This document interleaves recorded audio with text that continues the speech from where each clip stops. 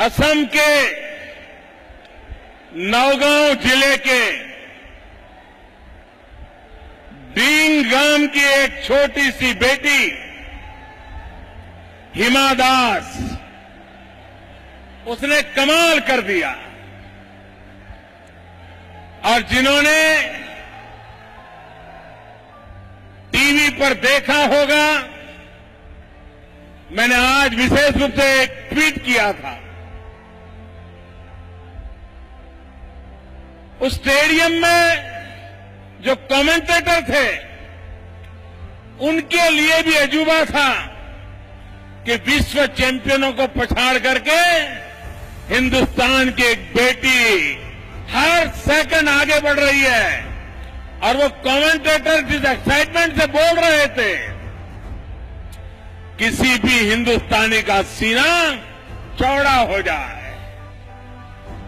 और बाद में आपने देखा होगा कि हिमा दास एक बहुत बड़ा काम कर दिया था, भारत का नाम रोशन कर दिया था। और ये तय हुआ कि वो जीत गई है, तो अपने हाथ उठा करके वो तिरंगे झंडे की प्रतीक्षा करते हुए दौड़ रही थी। और जैसे तिरंगा झंडा आए, उसके लिए वो बेसब्री से इंतजार कर रही। और दूसरा, वो मन में जीत लेकर के बैठी थी।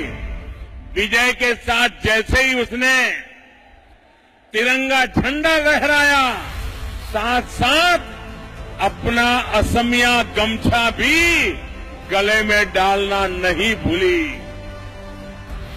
और जब उसको मेडल मिल रहा था, जब वो खड़ी थी, हिंदुस्तान का तिरंगा झंडा लहरा था और जनगण मन शुरू हुआ, आपने देखा होगा 18 साल की हिमा दास की आंखों में से गंगा जमुना बह रही थी। वो मां भारती को समर्पित थी।